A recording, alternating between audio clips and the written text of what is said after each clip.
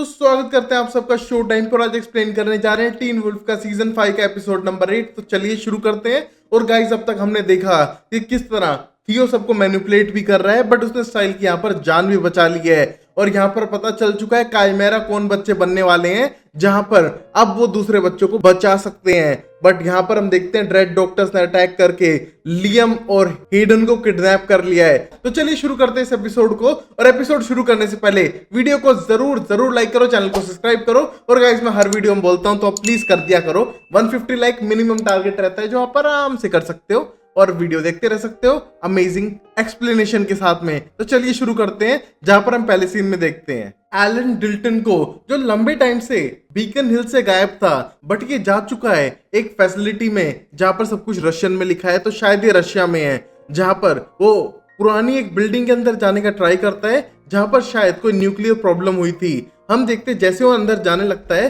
वो अपना मास्क हटाता है और बोलता है कि यहाँ पर सिर्फ कवर करने के लिए सारी सिचुएशन है, यहाँ पर कोई और गड़बड़ चल रही थी। जहां पर उसके साथी रशियन में पढ़ के बताता है कि यहाँ पर लिखा हुआ है कि वो मास्क वाले बंदे यहाँ पर आए थे और वो हमारे लिए जरूर आएंगे। मतलब द रेड डॉक्टर्स की बात करते हुए कहते हैं कि वो यहाँ पर आते रहते हैं और उनका मास्क के पीछे कोई फेस नहीं है और वो बहुत ही ज्यादा खतरनाक है और वो एक्सपेरिमेंट्स करते हैं। हम देखते हैं अंदर जाने के बाद उन्हें एक सिंबल भी नजर आता है जो उन्हें रिप्रेजेंट करता है, एक सांप जो अपनी ही टेल को खाने लग रहा था। और यहाँ पर जैसे अंदर जाने लगते हैं एलन डिल्टन, वहां पर उन्हें कई सारे एक्सपेरिमेंट हुए बच्चे दिखते हैं जो बहुत ही ज्यादा छोटे थे। और वहां पर उन्हें एक दांत भी नजर आता है, बट तब तक पीछे से एक लेडी आके मार डालती है उसके दोस्त को। और ये देख के एलन डिल्टन एकदम गन निकालने लगता है, बट तभी वो लेडी बोलती है कि मैं तुम्हें जानती हूँ कि तुम कितने फास्ट हो एलन डिल्टन, बट मुझे नहीं लगता तुम मेरे से फास्ट हो सकते हो और तुम्हें पता है कि मैं कौन हूँ। और हम देखते हैं पीछे मुड़ते हुए एलन डिल्टन बोलते हैं तुम तो डेजर्ट वुल्फ हो ना।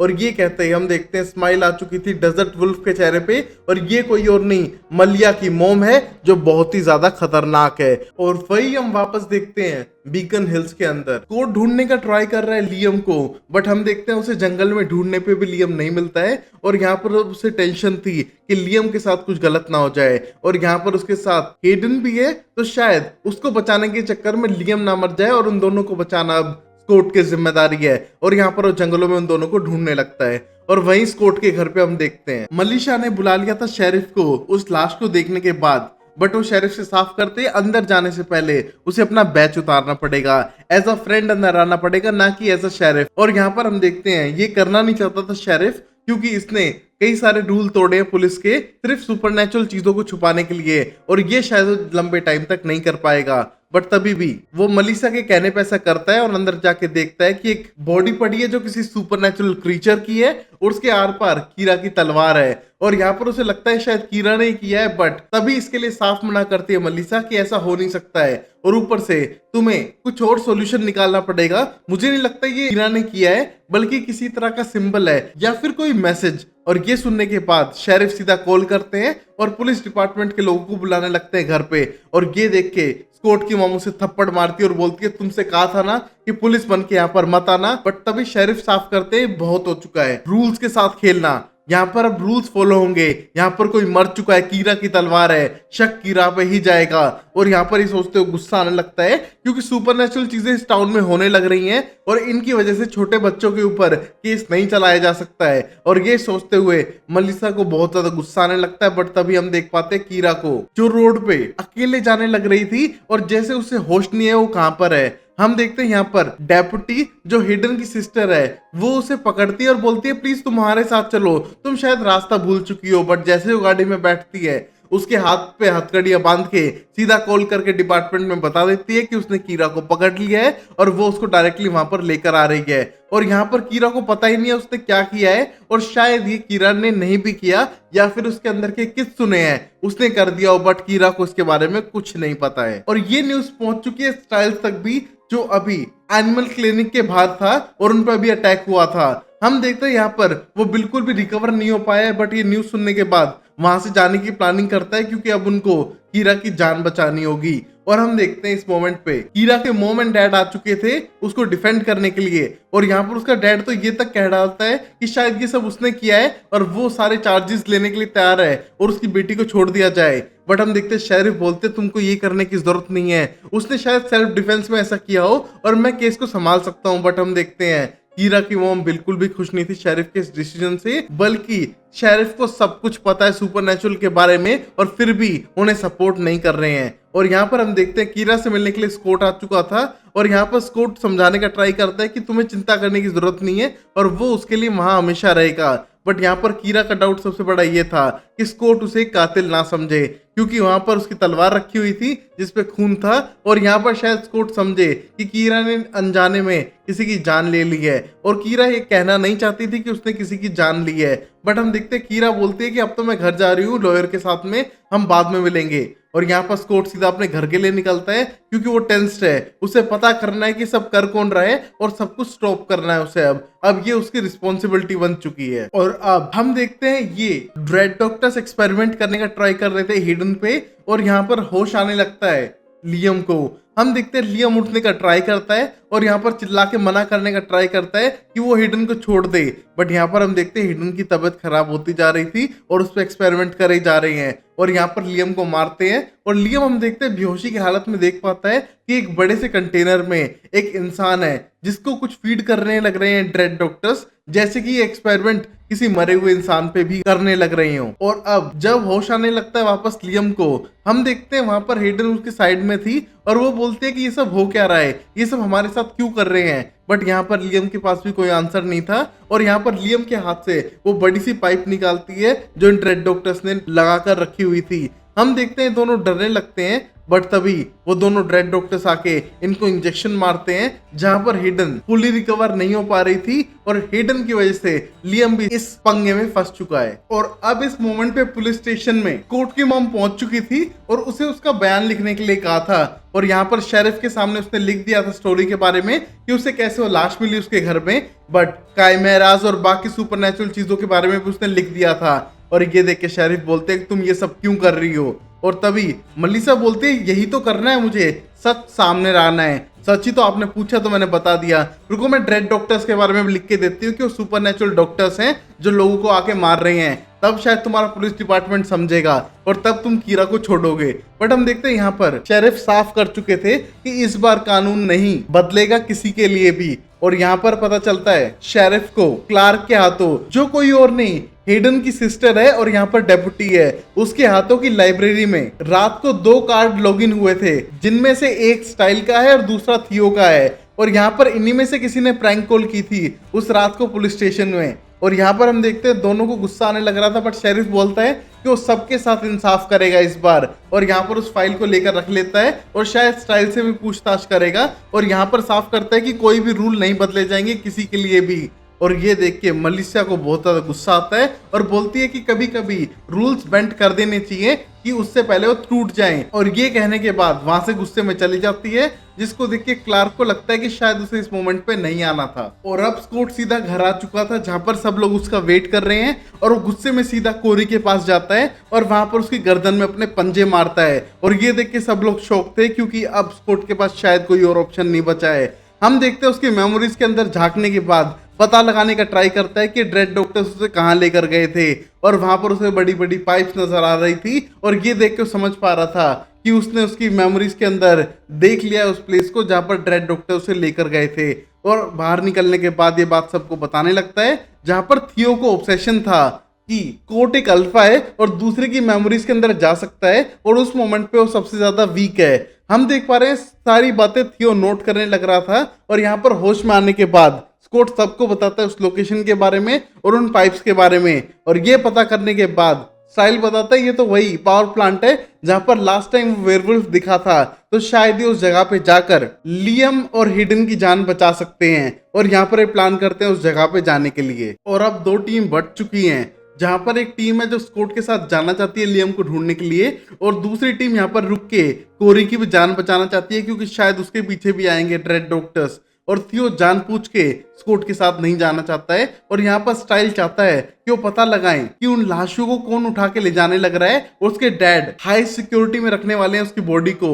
हम देखते हैं ये सुनने के बाद भी यहाँ पर स्कॉट रुकने के प्लान में नहीं था और यहाँ से जाने लगता है। और यहाँ पर हम देखते हैं कोरी को कुछ ज्यादा ही चोट लगी थी उन पंजों की वजह से। और वहीं हम देखते हैं क्लार्क डेप्यूटी जो हेडन की सिस्टर है उसने बुला लिया है फोन करके पैरिश को। हम देखते हैं पैरिश नहाने के बाद सीधा फोन उठाता है और सुबह 4 बजे निकल लिया था अपनी ड्यूटी के लिए, जहां पर पहुंचने के बाद उस बॉडी की प्रोटेक्शन करने वाले हैं। और यहाँ पर पूरी पुलिस की टीम तैनात कर दी गई है और सबसे आगे रखा गया है पैरिश को। मतलब चोर के हाथ में चाबी पकड़ाने वाली बात है।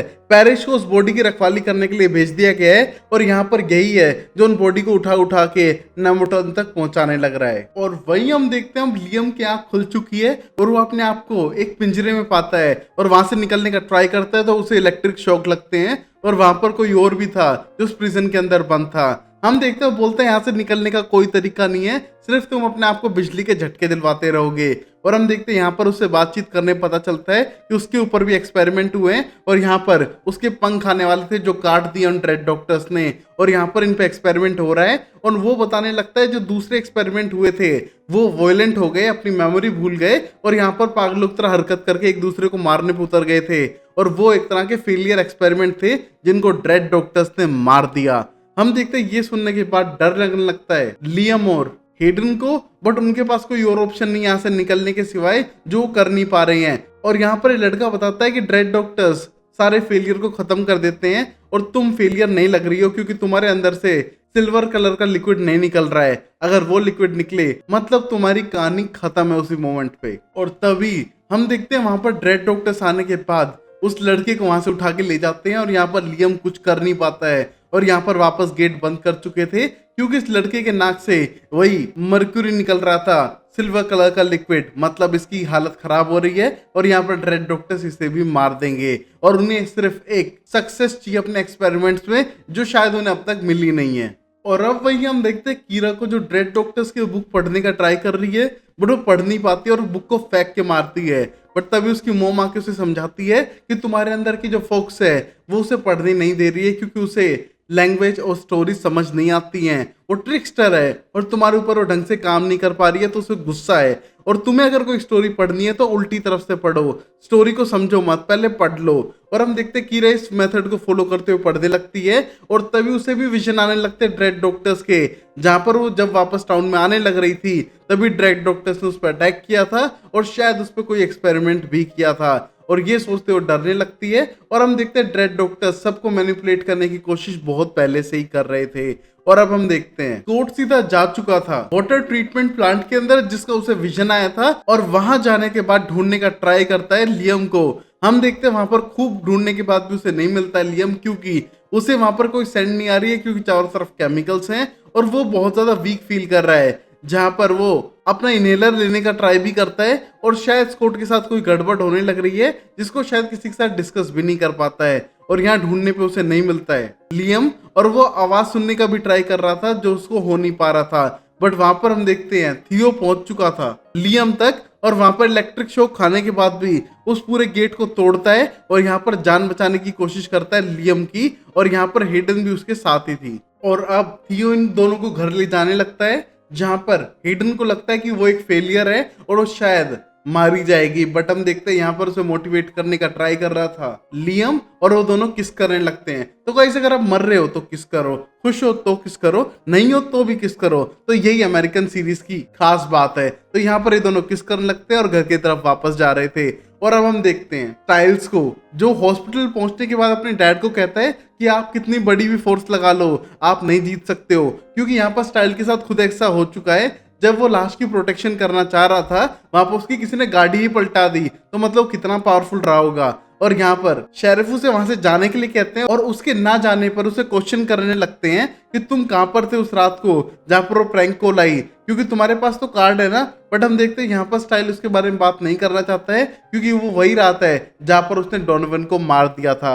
हम देखते हैं सीधा वहां से जाने लगता है और यहाँ पर पूरी पुलिस की टीम तैनात है उस बॉडी की प्रोटेक्शन करने के लिए। बट तभी वहां पर टेम्परेचर अपने आप बढ़ने लगता है और ये देख के शेरिफ को डाउट होता है, बट तब तक लेट हो चुके थे। वहां पर सारे फायर अलार्म ऑन हो जाते हैं और पूरी तरफ धुआं ही धुआं था। और तभी इन पुलिस वालों पे कोई अटैक करके बॉडी को वहां से लेकर चला जाता है। और यहाँ पर शेरिफ कुछ भी नहीं कर पाए थे क्योंकि उन्हें कुछ दिखाई दे नहीं रहा था। और फन फैक्ट की बात तो ये है कि यहाँ पर पैरिश था बट शायद वो अपने होश में नहीं है। हम देखते हैं शायद इस मोमेंट पे पैरिश ने बॉडी को कहीं छुपा दिया हो और बाद में ले जाने की वहां से प्लानिंग हो। बट हम देखते हैं स्टाइल भी वही था और वहां से वो बॉडी गायब हो चुकी थी। और ये देख के शेरिफ को बहुत गुस्सा आ रहा है कि वो एक बॉडी तक को बचा नहीं सके जो एक सबूत के तौर पे काम आ सकती थी। और अब हम देखते हैं स्कॉट भी घर पहुंच चुका था नाकामयाब होके, बट वहां पर और लियम को देख के खुश होने लगता है। और यहाँ पर थियो उसके गले लग जाता है क्योंकि उसने जान बचाई थी। और यहाँ पर सब लोग थियो के गले लगने लगते हैं। और ये देखे स्कॉट को कुछ ज्यादा अच्छा नहीं लग रहा था क्योंकि वो हीरो था ना कि थियो।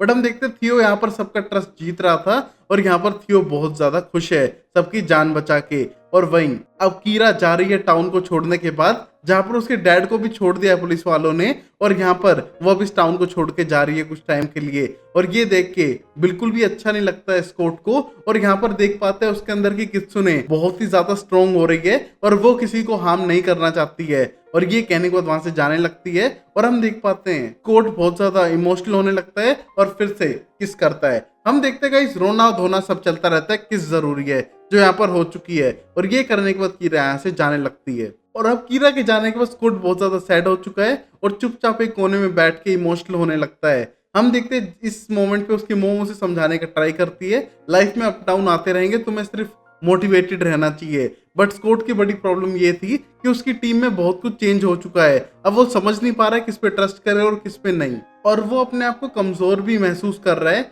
इस मोमेंट पे। और वही हम देखते हैं स्टाइल ने पता लगा लिया था कि ये बॉडी उठाने वाला कोई और नहीं बल्कि पैरिश है और शायद उसे रोकना पड़ेगा।